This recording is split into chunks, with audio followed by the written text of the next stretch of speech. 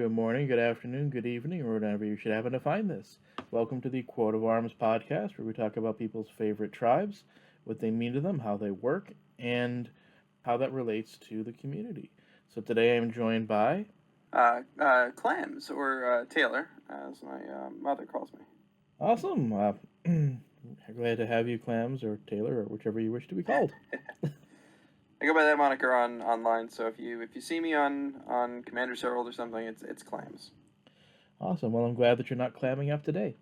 Hopefully you don't get too clammy while we're talking about this, because this is supposed to be a pretty casual conversation. Hey, I got this. No clamming up. All right, sounds good. So today we are talking about... Shapeshifters, my favorite creature type in Magic the Gathering. Oh, awesome. I thought we were going to talk about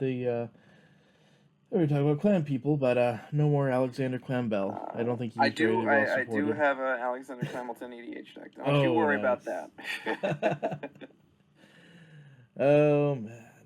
I would love to see that in action sometime. But we're talking about shapeshifters, which technically are also clams, right? Yeah, they are. Nice. So, what are shapeshifters like in Magic? Shapeshifters are, to me, a very fun creature type. There aren't a lot of creature types I have latched onto because usually you are playing if you're playing a tribal deck of some sort, you are so focused on the mass of your board state to get the most effects that affect each of those creatures. Shapeshifters rely largely on your opponent's deck or how you've set up your deck. But the way I like to play it is your opponent. I think that is a very fun, kind of surprising way to play a game. Instead of just focusing entirely on your stuff, you are using your opponent's deck against them in a lot of ways.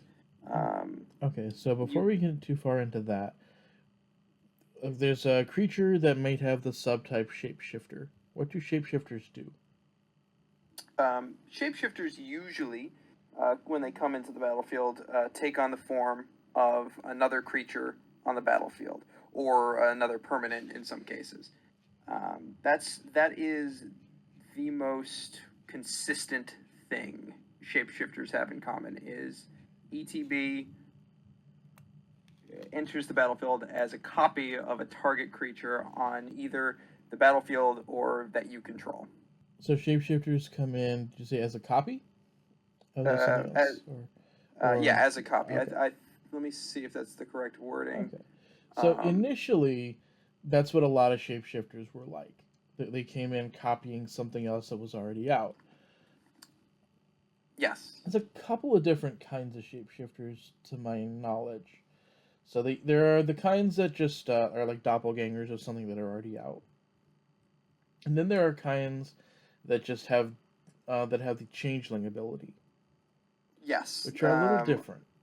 I believe they're also considered shapeshifters, though. They are all shapeshifters by default, but the changeling rules text gives them every creature type. So I think that's a similar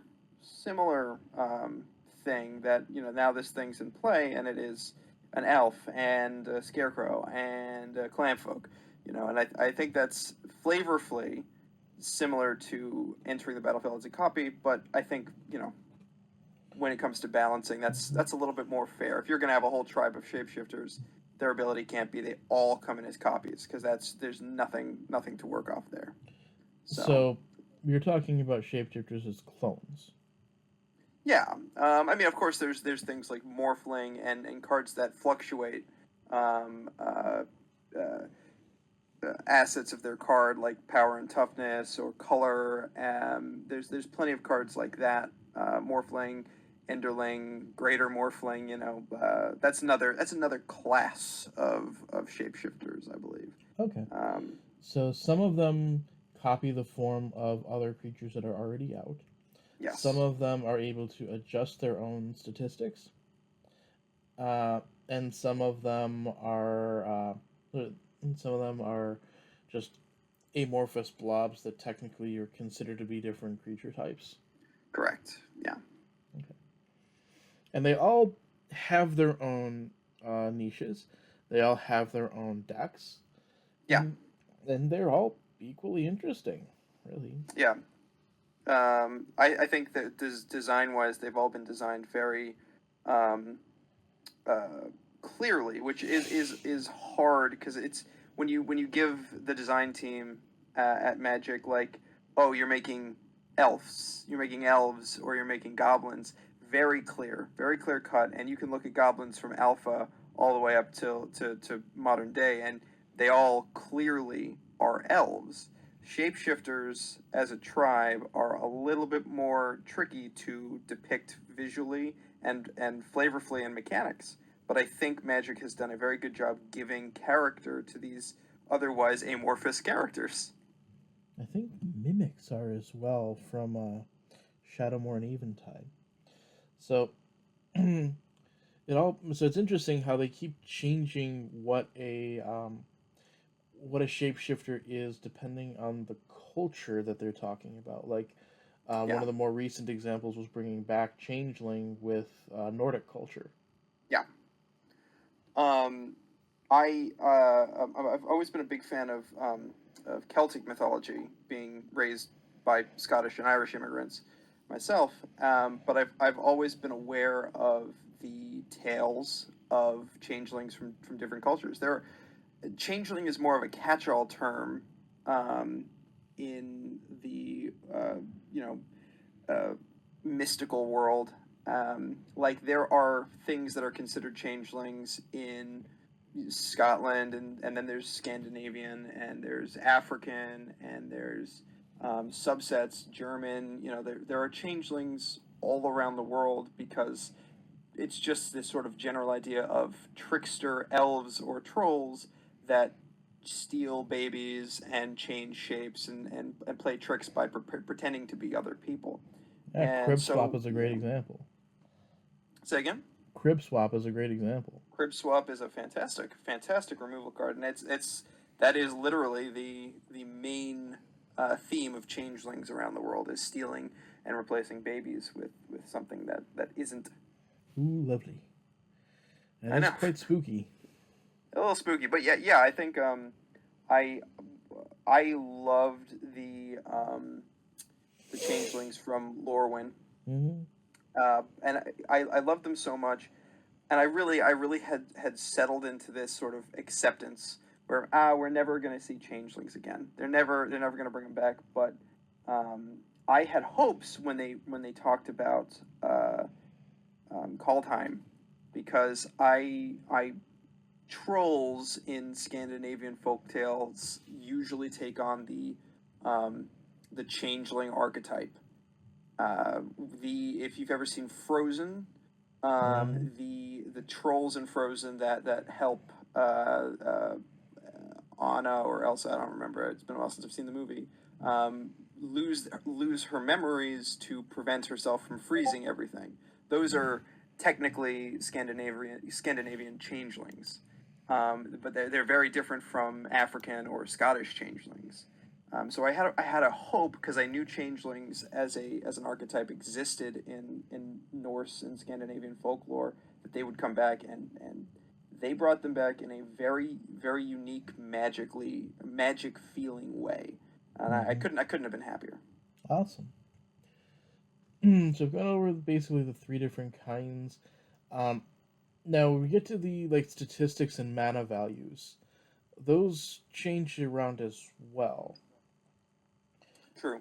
So Um, most of the clones, I believe, do not have power and toughness, or have printed power and toughness of 0, because they're copying whatever it is that they're copying. yeah, or usually in some cases they have uh, a 0x modifier or a 0y modifier, with a toughness that exists, so they can be bigger or stronger copies of something else, but usually not in the Mhm. sense of power. It's usually toughness.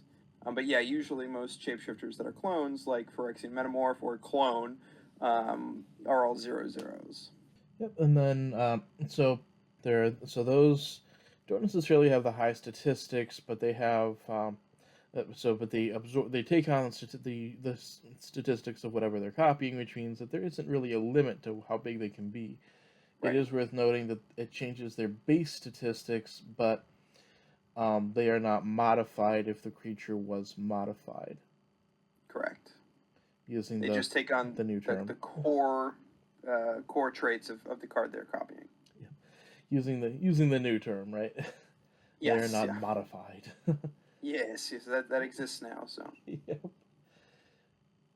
Yep. So if something has giant growth on it, you don't copy the giant growth. Things Correct. like that.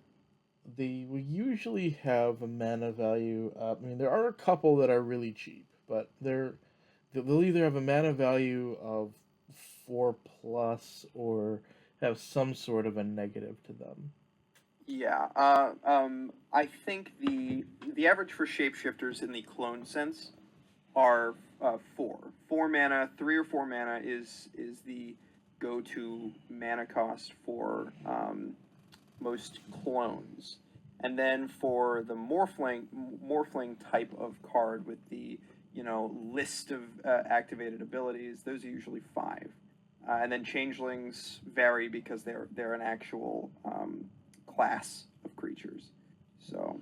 And they have more print. Yeah, so they're more related to their printed power and toughness.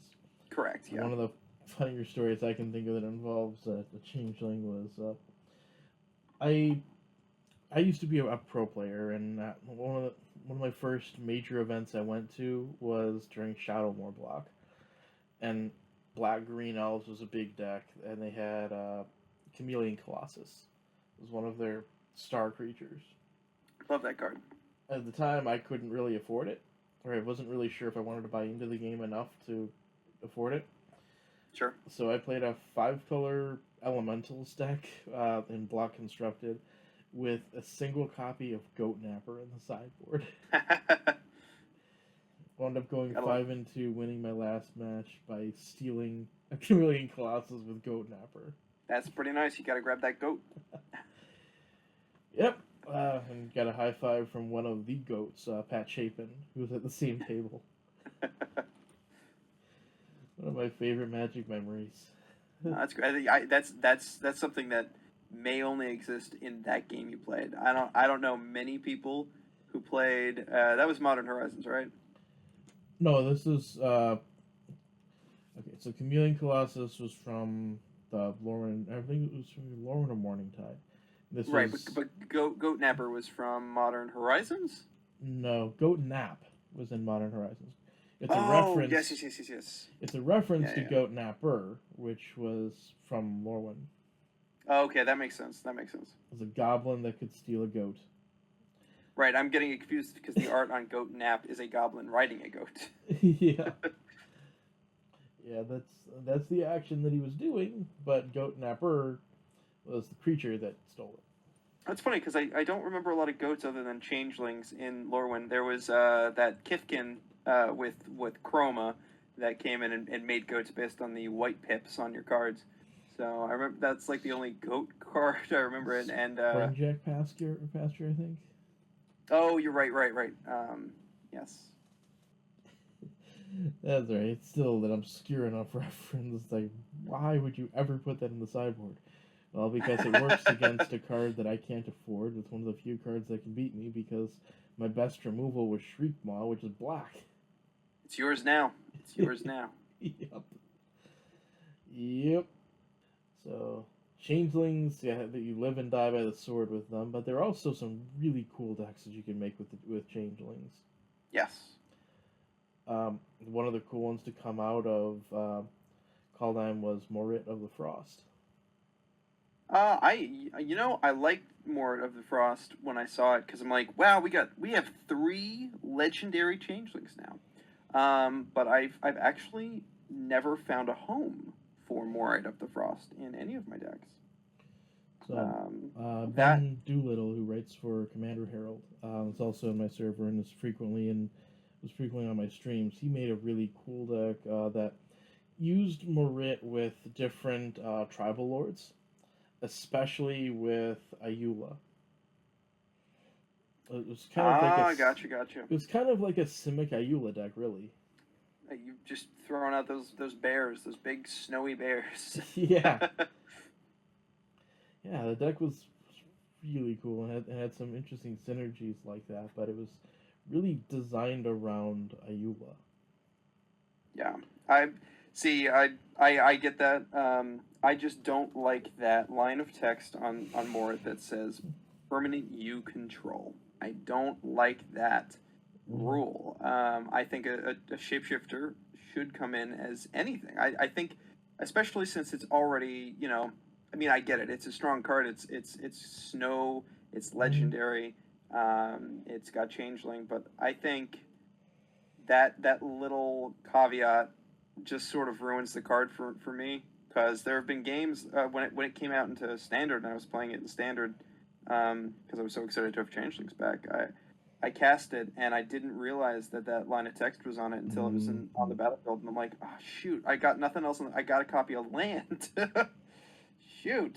Yeah, those were shortly after it came out. I really did not like Progenitor Ooze, I think was it. Or Progenitor Mimic. Sorry, Progenitor Mimic used to really bother me because it was okay. I have a copy of whatever your best thing is, and I'm gonna get an extra copy of it every turn. Yeah. Which started to frustrate me a little bit because I went through all this effort to make a cool thing, and you're like, okay, five, or I think it was 6 mana. I have the same thing and get it every Yeah. turn Yeah. with no additional effort. But I think that flavorfully works for a Simic card. Um, Yeah, it feels right to me. it feels okay. It just felt overpowered at the time.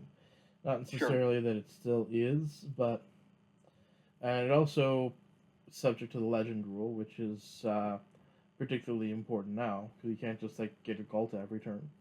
Yeah. Don't let Richard Garfield hear about that. Yeah, I mean, I would have to agree with him on the fact that I think the legend rule is a little silly, but um, I digress. uh, I I like that the legend rule exists. I kind of preferred it the way it used to be. Um, Where you could blow up something if you had the same thing. even and not necessarily even the exact same thing, but if it was the same character, Right. Right. that I don't necessarily like the image of we have several different copies of the same character from different time periods out at the same time. Granted, it does allow things like my best friend has a Chandra deck, so you Yeah. can have a bunch of different Chandras out, and I don't really have a huge problem with that, except it feels a little weird. You see, I think, in a world of magic, and you are a planeswalker casting spells and summoning deities and demons and goblins. Having two Tajiks on the battlefield doesn't feel out of place to me. Um, or yeah, having two legendary creatures of any type, because, well, clones exist. You have a world in which you can copy creatures. You have that magic ability. So Mm-hmm.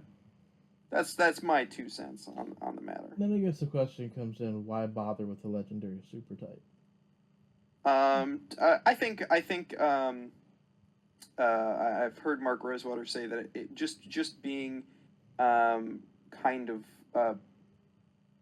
rules text that plays off of other cards. Like historic is a good example of a mechanic that plays off of legendary creatures, and of course the legend rule stuff from Dominaria as well. You can't cast this sorcery unless you have a legendary creature. I think having it as a card type by itself has enough flexibility in the design of the game that you can do a lot of cool stuff with it without having it have a negative, Maybe without if it having was it have, yeah. supported outside of one set. Say again? So maybe if it was supported outside of one set. Yeah, no, for sure.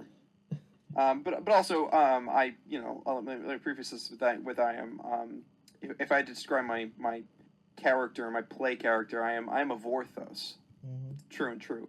So just having the legendary creature super type to me is cool enough. Where I don't need it represented because I do play for the story. I do play to get involved in the greater narrative that they're telling through these cards. Um, like I wouldn't feel too out of place playing uh, uh, um, Morid of the Frost in Call Time because I'm playing around as a planeswalker in this cold Norse world, and I'm just calling on this guy, and he's legendary. He's really powerful. I'm all about that. So I'm Legendary doesn't necessarily need really powerful. no true, but like it well yeah the old legend cards which are just like 8 mana for a 2/2 with a vanilla 2/2 Mm-hmm. but I digress. And there's also the line of thinking where, like AEG games, Alderac Entertainment Group used to have cards that or would put cards as unique if they were supposed to represent a legendary person. Yeah, right.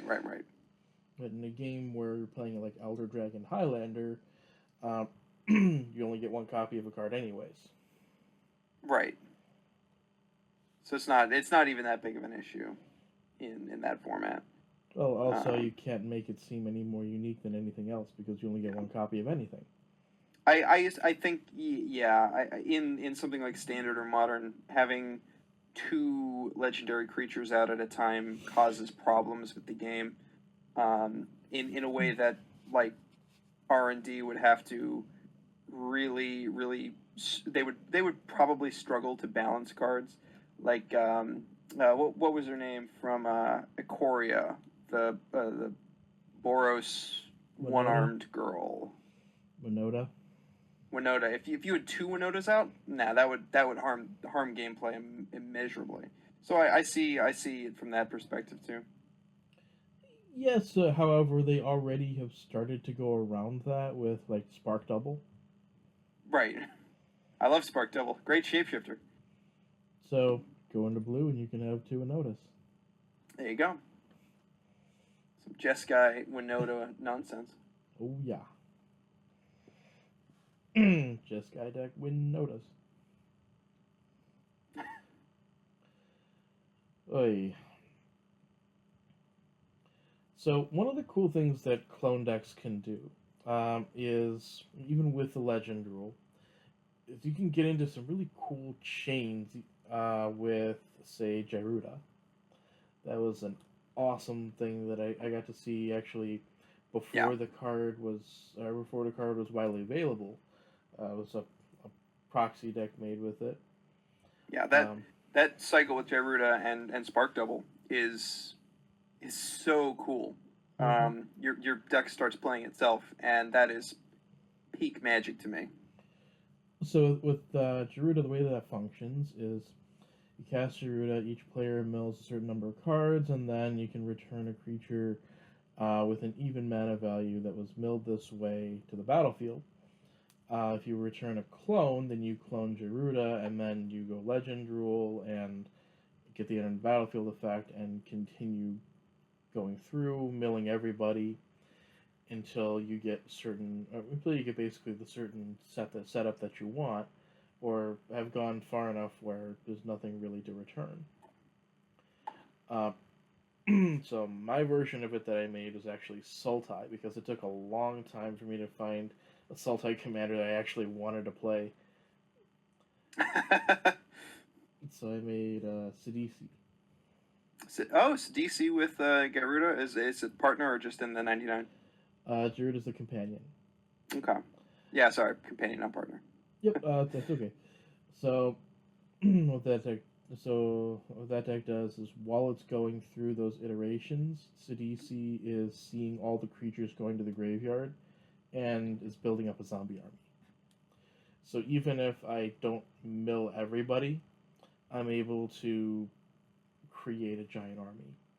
I've done some things before, like Spark Double Sidisi, and then go off and make 2 zombies for every creature milled. So That's pretty good. That is pretty nice. yeah, that deck actually wound up being pretty strong. It's another one of my unsummoned decks because I can unsummon I can unsummon Gyruda and recast it if I don't have any more clones. Right. I can also do that to protect it because otherwise it goes to the graveyard and there's not a lot of ways to get it back. No.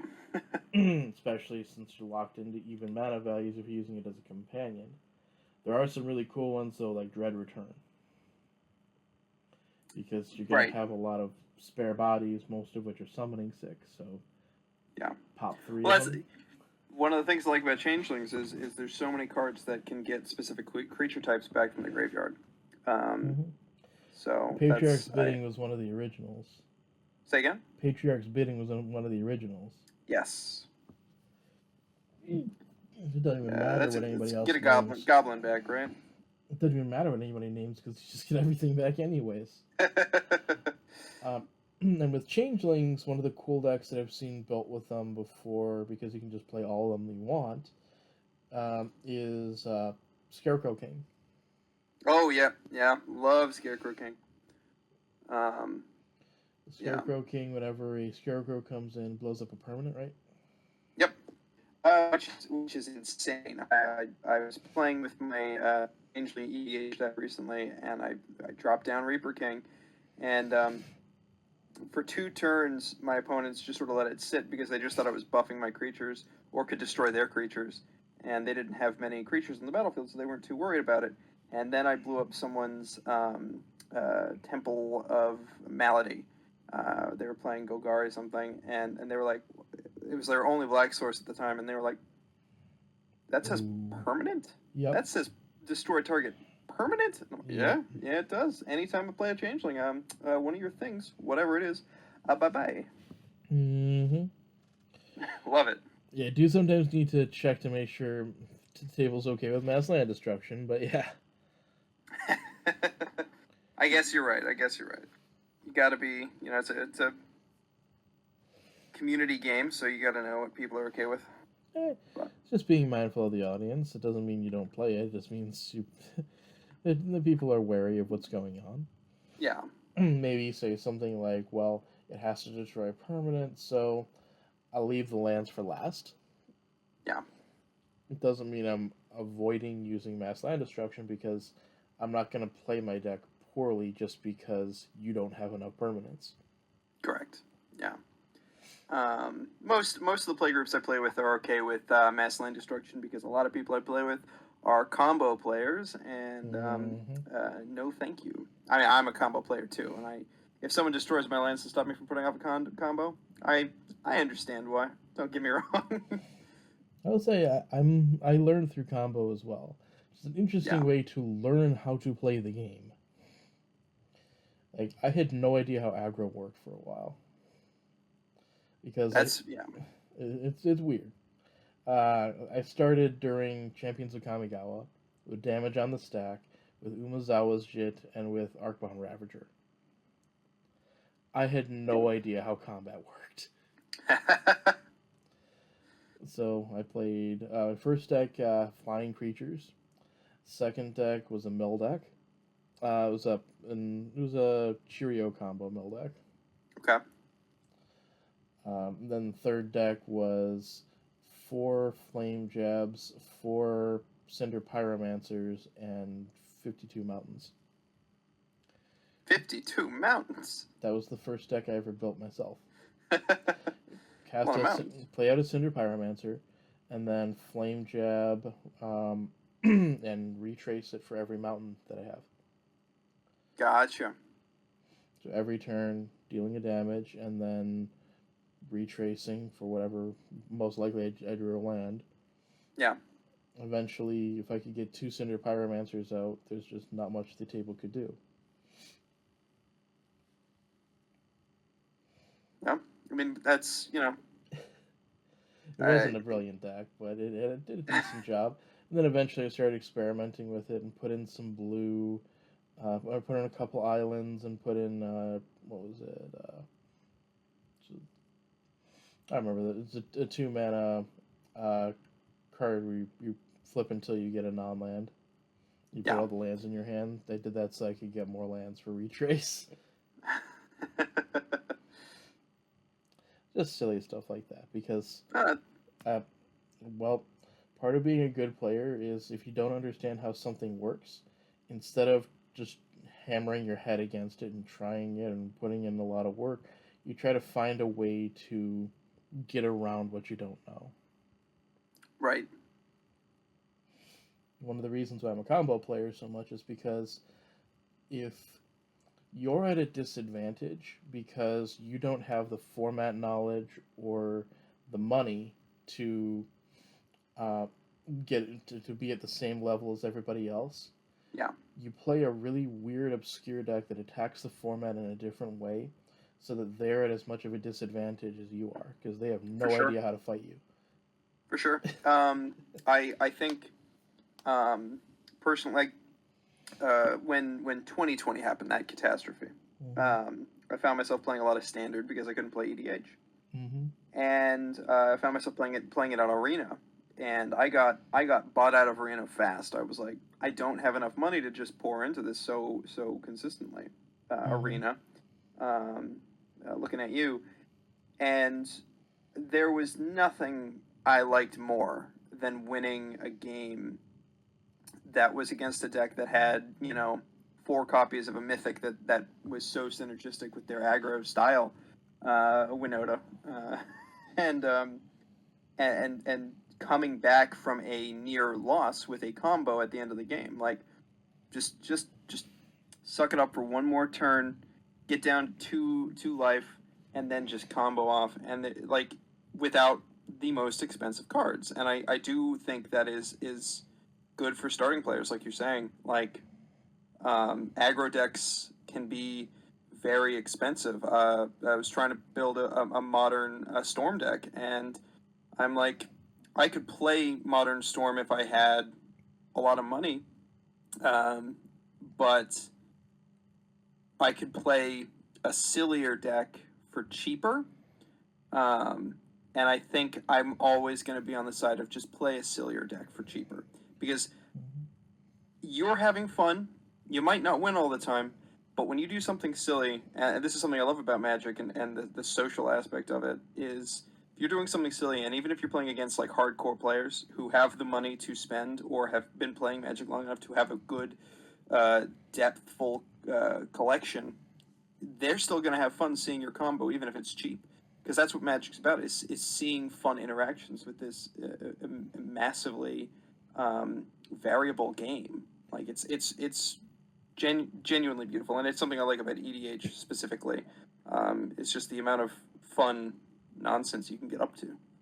Yeah, you hope that people are going to respect the nonsense and the grind and some of the silly decks that you play with. Sometimes you get people who are just arrogant and frustrating and snarky. Like I think you can smell those people from a mile away. Personally, at local game stores, you can kind of weed out who's going to be that snarky person. But even then, I went to an EDH tournament recently with some hardcore, almost CDH players, but they're playing casual, so they're only playing their not quite CDH deck. And one of my opponents, who I had known through acquaintances, was one of the best players in the store, and he was playing an Avacyn deck, make everything indestructible, and he set up a good board state. He was so close to winning, and I was playing a food token deck, and I got a perfect looped combo going, and the 2 other people at the table were like, all right, Scoop. And this guy, who big hardcore player, goes, no. I'm not Scoop. I want to see this go through. I want to see it go to completion because this is not going to happen again. And I'm like, that's the right spirit. That's the right spirit about Magic is seeing how the combo finishes, even when you're at a loss. Oh yeah, there have been plenty of times where um, I've been like playing for the top eight and was so I knew that the judges were doing the deck check and they would just laugh at whatever I played. Like, how did that even get there? Yeah. Probably the funniest was when I played a bridge burn deck. So bridge burn is when you set up behind ensnaring bridge and then you just chuck burn at the opponent. I played this in modern with Tybalt, the 2 mana Tybalt, Wow. and The would best Tibble. Yeah. yeah. So I didn't care what I put into the grave. I would trash for treasure the bridge back up, and Tybalt would reduce my hand size to the point where they couldn't attack. So the finals of that tournament, I was playing that Tybalt Bridgeburn deck against an elf deck, and they were locked behind the bridge, and I ulted Tybalt and insurrection their board, and then what was it? Uh, Shrapnel blasted the bridge. Nice. Sacked the bridge, dealt 5 to them, and then attacked them with their own elves. Nice. That's beautiful. Yeah, people weren't expecting that one. I used to love Khan Standard before the rest of the block came in. It was like Concept here. Yeah, Khan's Tarkir. I had a Tamer aggro control deck because there were so many cards that just countered spells but had additional abilities on them. Mind Swipe was my favorite because that was a fireball that was also a counterspell unless they pay X. What they never realized was it was a fireball no matter what, whether they paid the X or not. So it'd be something like, I'm just waiting for them to cast a spell so I can cast it and kill them. And they're like, but I paid the X. My spell resolves. No, you paid the X. Your spell is not countered, but you die with it on the stack. Right. No, that's great. Mind Swipe is such a fun card. It's one of those. I have a few different commanders that I haven't built yet that I'm considering, and I want to play with Mind Swipe again. I miss that card. It's a good card. It's a good card. It's a fun card that people don't see coming. Yeah, exactly. So, the type of so we haven't talked about the lings yet, the morphlings and such, but they aren't really their own deck to my knowledge. Say again. They aren't really their own deck to my knowledge. No, the morphlings are neat cards with a lot of different abilities that can fit in and be finishers for a lot of decks. I remember in Return to Ravnica's standard, Aetherling. Oh, Aetherling was a finisher for a control deck. Very powerful control deck because it had the ability you needed, which I think was just the +1/-1 ability. You also had Rite of Replication with it. Right.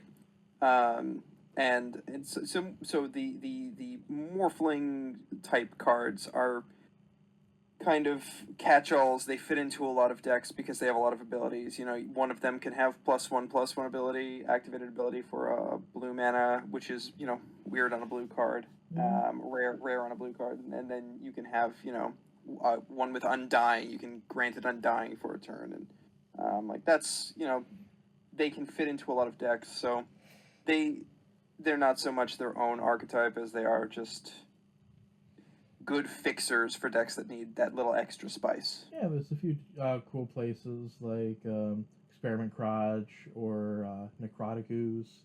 True. And granted, there are infinite combos with those commanders as well, but this is a way to sort of lower the power and put cool niche abilities on them. Yes. Let's see. The morphlings are you have Brightling, which is the white one, 1 and 2 white pips. And then you've got Morphling, which is the blue one. You've got Endling, which is the black one. You've got Torchling, which is the red one, and Thornling, which is the green one. And then you have Aetherling, which is another blue one. And then you have another blue one in an unset. I forget it, a greater Morphling with 1, 2, 3, 4, 5, 6, 7 different activated abilities. And they're maybe not my favorite shapeshifters, but they sure are cool just by the amount of stuff they can do on them. Yeah, one of the things I've wanted to do for a while, not necessarily a shapeshifter thing, it could be a little bit, but copy a Gideon that's animated into a creature. Okay. And then you can use the plus abilities or a 0 ability. You can't necessarily remove loyalty counters if it doesn't have any. So I'm going to use the loyalty ability of. I mean, that's another beautiful thing with shapeshifters is those little tricks. Who's the I forget the name of the dragon planeswalker. Not Nicol-Bolas, obviously, Sarkhan. but say again. Sarkhan.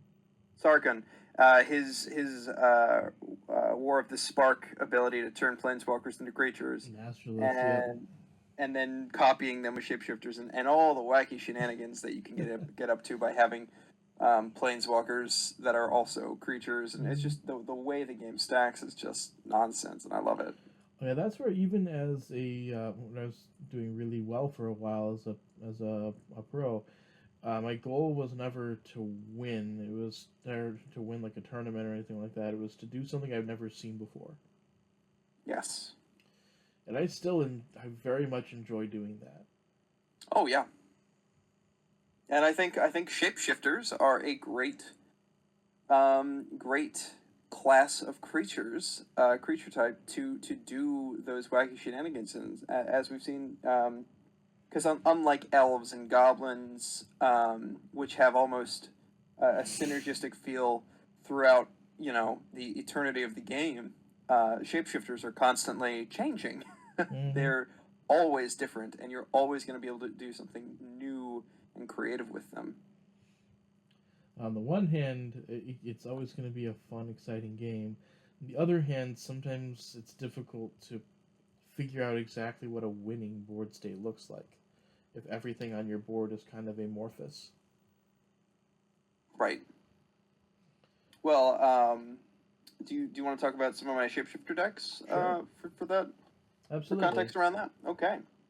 Well, I actually found 2 while I was digging out my Changeling EDH deck. And I'll talk about the Changeling one first, because I think Changelings are by far my favorite creature type in Magic. I know they're not a creature type, but my favorite type of shapeshifter within the creature type shapeshifter. I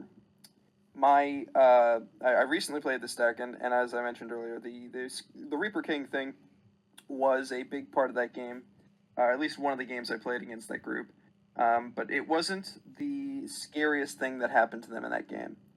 The deck is built around a couple cheap Changeling cards, like Changeling Outcast, Shapesharer, Unsettled Mariner, Masked Vandal, etc. Universal Automaton, which I love as an artifact creature, shapeshifter with Changeling. Love that card.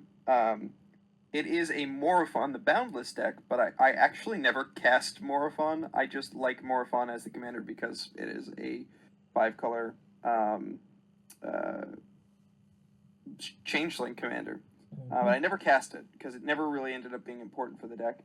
The main it is an aggro deck at its core, with the main strategy being throw out a bunch of anthem effects from cards like Drog Skull Captain, give them +1/+1 on Hexproof, Sliver Hive Lord, give them all indestructible, Elvish Champion, give them Forest Walk and +1/+1, etc. It's all about getting those anthem effects, and usually with cards that don't just purely have an anthem, but also have a secondary activated ability or triggered ability that does something silly, like Captivating Vampire, Other vampires get +1/+1, and then you can tap 5 untap vampires and gain control of a creature an opponent controls, and it becomes a vampire. And you could do that with changelings so easily. Catilda, Dawnheart Prime, is a more recent card from the new Innistrad sets, where your human creatures can now add 1 mana of any of their colors to the mana pool, and I like that in the deck. But the real winner of the deck to me, because I also have things like Liliana's Contract. If you control 4 demons with different names, you win the game as an alternate win condition. But the World Tree from Kaldheim was maybe the most fun card in the deck, with the ability to, I have, the slivers that grant all slivers tap to add a mana of any color to your pool, and Catilda to ramp into some mana. And then the World Tree, white, white, blue, blue, black, black, red, red, green, green, sacrifice the World Tree, which is just a regular old land, and search your library for any number of God cards and put them onto the battlefield. And all of your changelings are gods. And this card it won me all the games I won. Nice. Just because I consistently got it out, and I consistently ramped up, and boom, I now have a massive board state. And with cards like Echoes of the Past, I actually can't see that card in the deck right now. It may have fallen out. One of the cards that give all of your creatures that aren't on the battlefield all creature types, or a creature type that you choose, which I would name God. You can get things out like Sliver, Hive Lord, and now all of your gods, changelings, are indestructible as well. So, great combos I found in this deck. The one I didn't get to play but really like is Peer Pressure, which is a card that says choose a creature type. If you control more creatures of that type than any other player, you gain control of all creatures of that type. So if you've got one player on your field, on the battlefield, who's playing an elf deck, so to speak, and there are 6 or 7 elves on the battlefield, your changelings are cheap and you can get them out fast. Get a lot of changelings out, and I have, birthing boughs to generate changeling tokens. Boom, you got more. Now you got all their elves. And the only deck I don't think that would work against is something that uses like saplings and makes a lot of tokens, or zombies. Mm-hmm. So a fun changeling deck, just playing off the fact that they are all creature types, and that's a lot of fun. Awesome. The other shapeshifter deck, which is a little bit more, it's not about changelings, but it plays off a cool new mechanic that I quite like the rules of. And its commander is Volrath the Shapestealer. As a Vorthos, I love Volrath as a villain. Oh, nice. Volrath can put -1/-1 counters on target creatures, and then for 1 mana, turn into a copy of a creature with a counter on it, any counter, and but its base power is 7/5. It's Sultai. Mm-hmm. And I love Volrath, and it's not a great card, because you were talking, I think, before the recording about the Morph Precon. Yeah. Which Volrath came with. Yep. Volrath really doesn't fit in that deck very well. And Volrath doesn't really... It's not exactly a very powerful commander. But I found it is very powerful with Mutate. I loved Mutate from Ikoria. The idea of stacking creatures and turning them into new creatures, but retaining their core abilities with... starting the game out with like a Boggle or something small with hexproof that isn't a human, and then turning it into a massive Archipelagor with at that point it's got every time it mutates you get a land, and every time it mutates you tap X target creatures, and it just becomes so massive. And I was like, in that deck, in the morph deck, you are focusing a little bit too much on one creature, in my opinion. You're stacking your creatures. So what if you mix that with shapeshifters and you can copy your big bad mutated creatures, and Sultai just fit perfectly because the mutate precon was a Sultai deck, and I didn't really like a Trimmy or Brockos as commanders, but I liked having them in the deck because they're very cool mutate creatures. Oh, yeah, plus you need a critical mass of mutate creatures. It's Exactly. also neat, though, to be able to copy the entire stack. Exactly. Which is also something that got a little confusing because it's easier to see on like Arena where it has everything on it. Yes, yeah. That is the biggest hold back for this deck is it can get hard to tell what creature is what. But what I've become fond of because of this deck is using dry erase index cards as my tokens. Oh, And do you just have having a infinity marker. tokens? Say again? Do you have infinity tokens? I do not know what that is. Oh, okay. So Megan is a member of the server, my Skull Symbol server. I'll put you in contact with her. She made infinity tokens, which are kind of like they have two sides to them, but they are basically blank tokens with a little cutout for power and toughness, where you can draw your own picture on them or write on them with dry erase markers.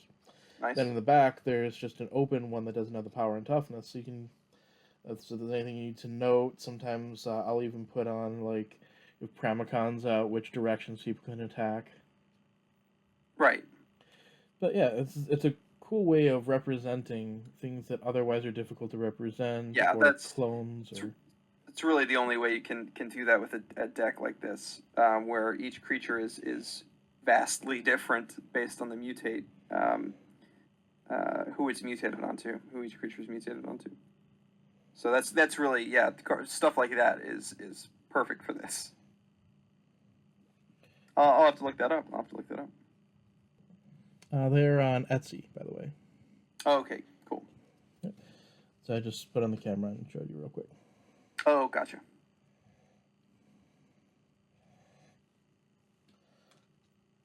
Yeah, she's so Megan's awesome. She's also a teacher, and she she does that. Cool. That's awesome.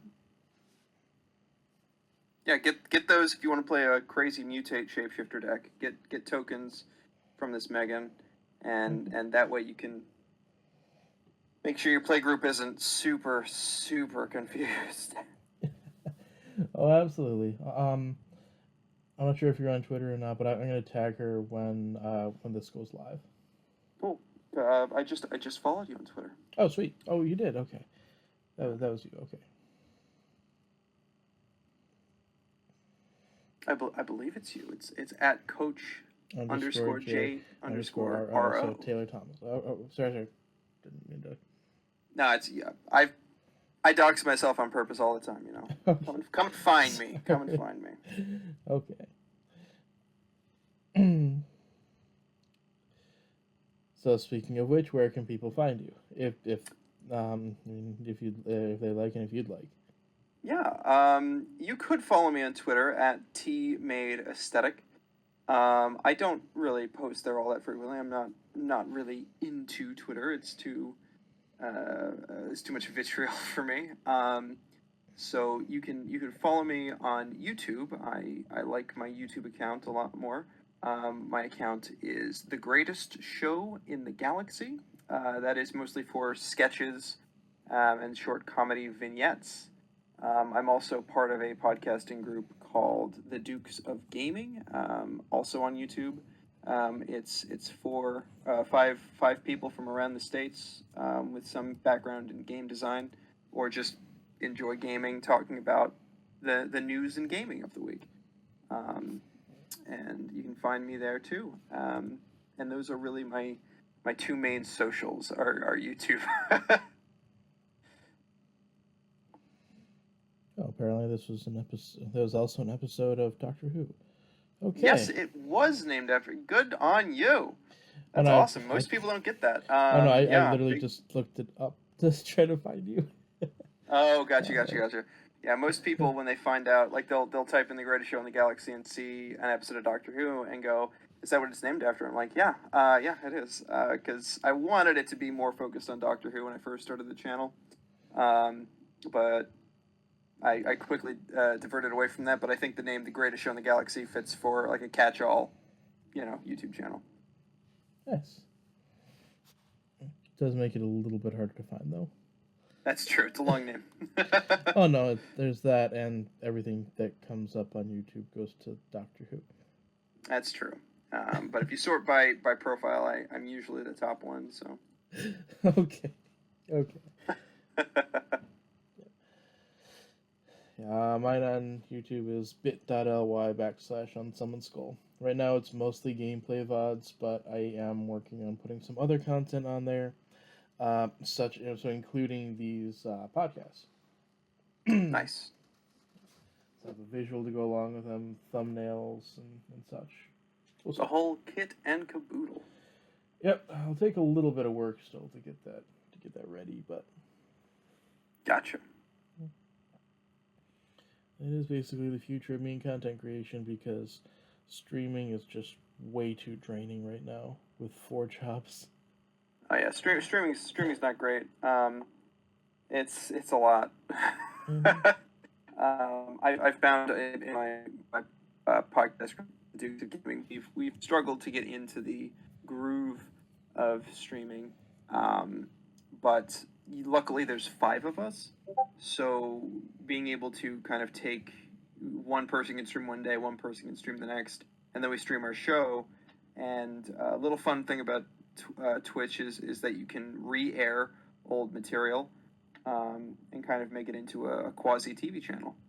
So there are little hacks you can kind of do to make streaming a little less strenuous, and you always got to be on. You always performing. Mm-hmm. Always be closing.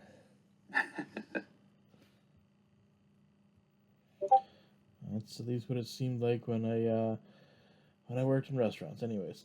Yeah, absolutely. That was yeah. All right. Well, it has been wonderful talking with you. Oh, of course. Yeah. Thank you for. Do you want to hear a quick little aside about why shapeshifters are my favorite? Absolutely, but I was going to say thank you for shapeshifting into such a wonderful guest. Oh, thank you. I appreciate it. So my first Magic the Gathering experience was in high school. My boyfriend at the time invited me to come play a draft of Innistrad, and I didn't play in the draft. I felt a little bit too new, too fresh to actually compete. So I bought 2 packs of Innistrad and opened them, and I pulled Devil's Play and some other red Stormkirk Captain, I think. And the 2 red cards. I looked at them and I read them over. And I watched people playing Magic, and I was like, I'm not feeling it. I'm not feeling it. Like, that doesn't sound fun to me. Like, oh, Devil's Play deals X damage to target creature player, flashback, whatever. Who cares? It really didn't click with me. And later that week, I had a secret room in my high school. I found the old radio station, which was kind of locked away, and I stole the keys from the theater teacher to gain access to this old disused room, and it kind of became our clubhouse in the middle of the school. It was great. I loved it. But I would hang out with my friends there, and my boyfriend came in at the time, and he's like, "Hey, I saw you didn't like Magic when we went and played. Do you want to try again? I bought you some packs." And I was like, "Yeah, sure. I'm still like basically interested." And I opened the pack that he had bought me, and it was Evil Twin. Evil Twin was the rare. Mm-hmm. And now this card, I felt connection to. I was like, that clicks with me. I like that. That sounds fun. That's a little bit more interesting than just dealing direct damage. It was at that point I found out that my core colors when it comes to playing Magic are blue and black. I never liked red, and I never really liked green or white. So I realized that like black and blue were the colors I wanted to stick with, and he helped me build a Dimir control deck around that card. It sucked. It wasn't good at all, but it was fun. I liked copying other people's creatures. Mm-hmm. And then later on, after kind of falling in love with clones, the clone card was great because it was a dime a dozen, and it was exactly the effect I liked, which was copying things. I was also a big theater student. I liked performing and putting on costumes and changing who I was on stage frequently. I was a little bit probably not healthy for me. The amount I liked taking on other personalities and just running with them. I played Bud Frump in our local performance of How to Succeed in Business without really trying, and I really kind of became the character for a while, where I was just kind of a brat, just kind of a brat outside and inside. I was too much of a character actor. Wow. But I loved acting and performing and changing my character. So clones and shapeshifters just kind of jived with me. And then during a play, which I also got too into the character, the main character was a misanthrope, became too much of a misanthrope. And I was kind of starting to wane out of Magic, but a friend of mine was looking at my collection and saw that I had Karn, the Karn that resets the game for its ult. Mm-hmm. And I never really played with it. So he offered to trade me his entire common and uncommon collection for Karn. Oh, nice. I was like, yeah, sure, yeah, done. That seems like a fair deal to me. And he had played Lorwyn a lot, and that's when I first saw Changelings, and I'm like, well, shapeshifters that are every creature. I love it. When I was a kid, growing up in very Scottish Irish family households, a lot of our like bedtime stories and like the little games we used to play as kids revolved around like trickster elves and these creepy creatures that would come out and snatch you in the woods, and it was always fun and spooky and great around Halloween and what. So I already had like a almost religious connection with the lore of changelings, and so from since then I've really just always loved shapeshifters. They've always just kind of connected with me in a way that a lot of other Magic cards and archetypes never did.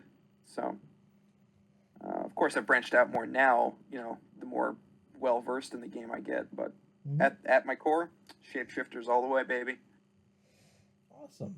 It's really cool how you have that personal connection and how you kind of were a shapeshifter, going with all these different costumes and all these different all these different costumes and things that you would like disguises and such that you would take on and roles that you would take on. Yeah. I'm just I'm glad you didn't do any Shakespearean tragedies. I did Macbeth.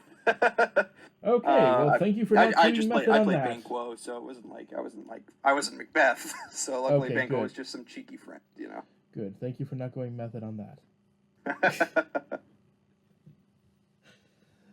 Well, thank you very much for being on. You've been a wonderful guest, Yeah. and Thanks I for look having forward me. to talking with you again sometime.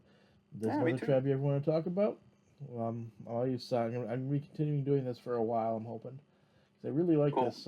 Really like this cast, and Awesome. this is a lot of fun. Thank you. You're welcome. Thank you for having me.